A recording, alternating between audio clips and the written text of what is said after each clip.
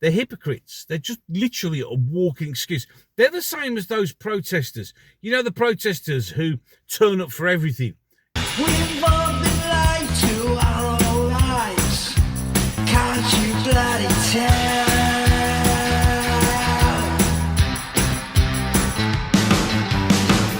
Across the ocean. Well, hello, you gorgeous mother truckers, you, and welcome to another video.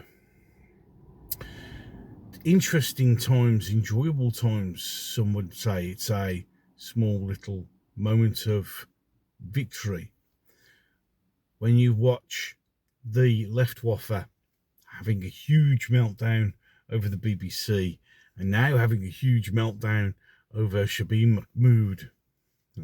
It's just unbelievable. And unfortunately, or fortunately, depends on your point of view, it shows the massive hypocrisy of the Leftwaffe, doesn't it?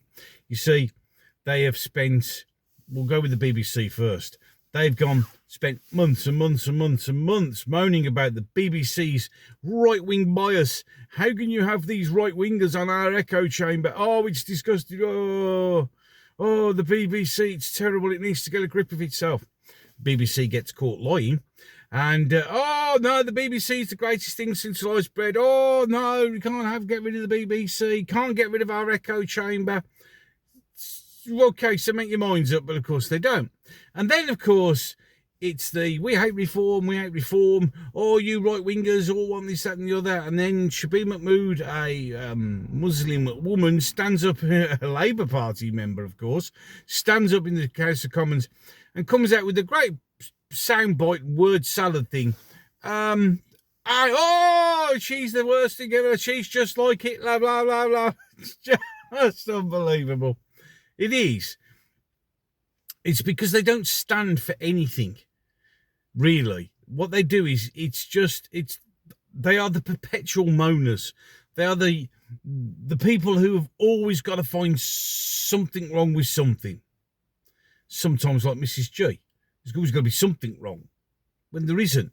Sometimes it just is what it is, and you have to go with it.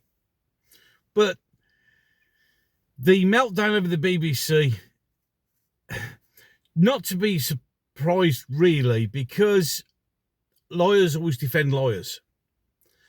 And whether they like it or whether they don't, which of course they don't, is the fact that finally the BBC's got caught with its pants around its ankles. I mean, it's probably done that several times with Jimmy Savile and Rolf Harris and many, many others. But you can't do what you do like that and think you can get away with it.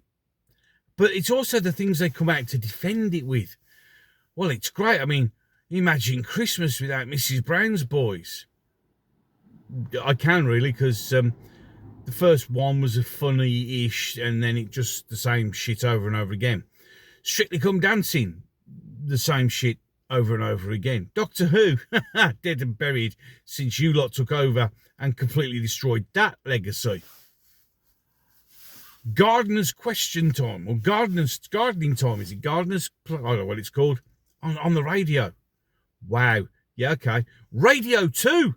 Yeah, I mean, what would we do without Radio 2? I mean, it's not like we haven't got thousands of other radio channels which are way better. I mean, you know, what will we do? A Christmas without Call the Midwife. In reality, Christmas isn't about what pile of shite you're going to watch on the telly. During Christmas, I don't have the telly on at all to watch TV programs. Probably will be on sometime, maybe for a new game on the PlayStation or the Nintendo, or you know, something decent on YouTube to watch. But that's not what Christmas is about. And as for the meltdown, oh, it's inhumane. If they buy anything here, like cars and jewellery, they're going to have it seized off them to pay for their accommodation. That's outrageous. Well, it's outrageous that somebody can come here from a non-war-torn, not a problem country, get here, get everything given to them, and be able to earn enough money to buy all these things while they're here illegally and unable to work. But that's not a problem, is it? No. You see, it's inhumane. Oh, this is the language of the 1930s Germany. Well, actually, Leftwaffe, It's you that's been doing that. You see, the one thing about the Leftwaffe is they are everything they claim you to be. They are the racists. They are the bigots. They are the sexists, because their opinion, and I saw it, I can't remember what I saw, but somebody went, I extol the virtue of free speech and the importance to put opinions across into the open air, and then spend the next hour attacking anyone who dares do that. They're hypocrites. They're just literally a walking excuse. They're the same as those protesters. You know, the protesters who turn up for everything, irrespective. They don't actually stand for anything. They just go from protest to protest because they just want to protest. They've just got to find something wrong. They've just got to find the next pointless thing to jump on. And as we've been demonstrated on many, many so-called stand-up to racism, which are a bunch of racists,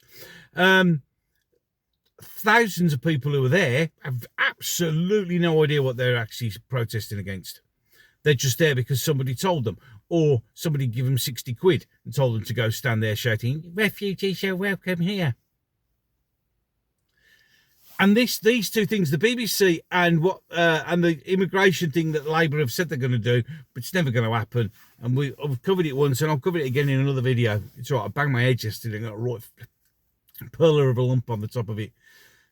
It's quite sore. Any case, these two things specifically, just show you the pathetic hypocrisy of the left. They just have to scream and shout about anything. They hate something until that thing that they hate gets attacked, and then they love that thing. They defy logic. That's why you should never argue with them, because they're the people, and we all know people like this, and even if it's not left or right, where it doesn't matter what you say, they'll argue the toss, because that's what they do. They make them themselves feel morally superior by pretending that you're wrong about everything. And even if you then change tack and go, well, actually I agree, and say you agree, they'll argue that you agreed. So the BBC and the immigration, two perfect examples of the hypocrisy of the left. It's very enjoyable. I'm enjoying my popcorn while I sit and watch it. It's just, it's a bliss. But just before we go any further on the immigration one, the response from the Labour MPs that hate it shows why it will never happen. Any case, enough of that. I hope you enjoyed that video. Remember, these are just my humble opinions. You don't have to agree with them. I know it's shocking. You've got free will. You don't have to agree with it. You can actually disagree if you want. That's cool. Absolutely cool. In fact, you can let me know what you think about the video in the comments section down below. If that doesn't work, up on the screen right now, gobstertalks@yahoo.com, email address for you to contact me if you wish. If you enjoy it and like it and you want to see more of my content, just hit the subscribe button, ding the bell, select it to all. YouTube will ignore that and never tell you again. But if you do that, that's great. You can like and you can share. All these things help the algorithm. Eternal struggle against the YouTube algorithm. Ways to support the channel down below. And with that, I'm going to go home, grab some more popcorn, get onto X and watch the meltdown continue and just giggle to myself. Maybe pop on every now and again to just upset them a little bit more. Any case, until the next one. You said to me that you can't stand the world you're living in no more.